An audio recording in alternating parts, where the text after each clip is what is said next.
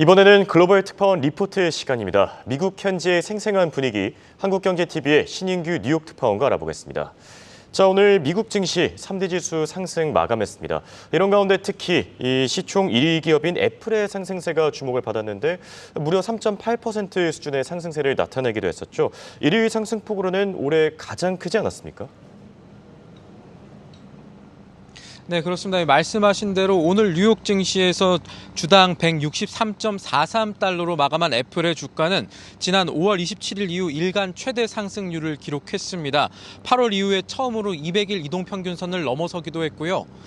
애플의 강세는 지난 9일부터 시작한 아이폰 14 시리즈의 사전 예약이 기대를 웃도는 수준을 기록 중이기 때문인 것으로 분석이 되고 있습니다.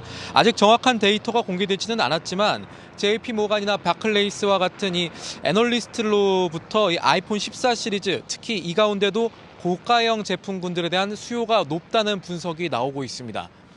웨드부시의 데니얼 아이브스 애널리스트는 아이폰 14 프로 모델의 배송 시점이 10월 중순으로 연기가 되고 있다면서 소비자의 구매 경향이 아이폰 14보다도 고가인 아이폰 14 프로와 프로 맥스 모델로 쏠리고 있어서 애플의 평균 판매 가격이 상승할 수 있다고 분석했습니다. 웨드부시의 경우에 애플의 투자 의견을 비중 확대로 목표가는 $200로 책정을 했고요.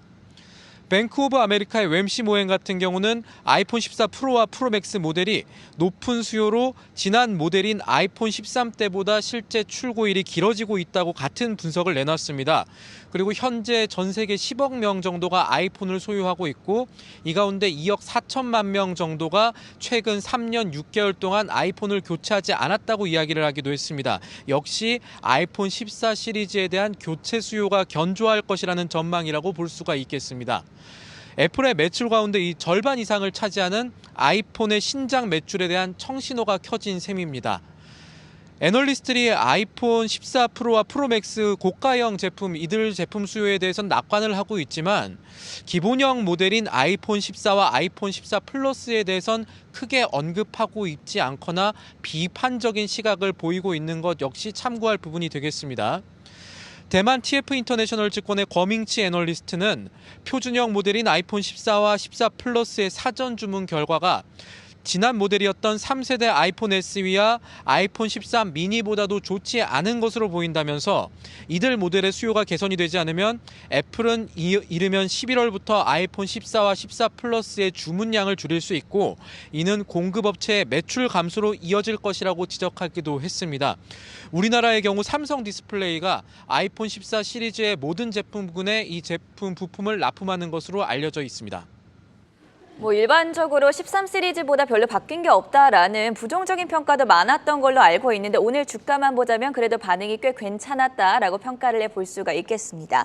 오늘 밤이죠. 미국의 8월 소비자 물가지수가 발표가 되는데 현지에서는 어떻게 나올 것으로 예상하고 있습니까? 네, 시장에서는 대체로 8월 소비자 물가지수 CPI 데이터가 전달과 비교해서 0.1% 감소했을 것이라고 추정합니다.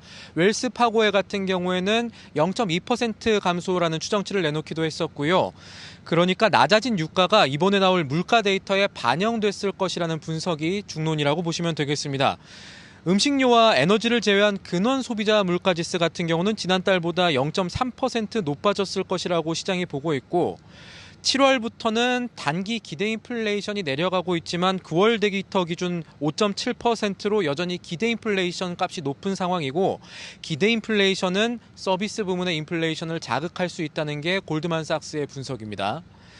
인플레이션이 그래도 조금씩 낮아지고 있고 또 내일 숫자가 어떻게 나오느냐에 따라서 시장이 뜨겁게 반응할 가능성은 남아있지만요. 그럼에도 불구하고 여전히 미국의 물가는 높은 수준이라는 점 잊지 않으셔야겠습니다.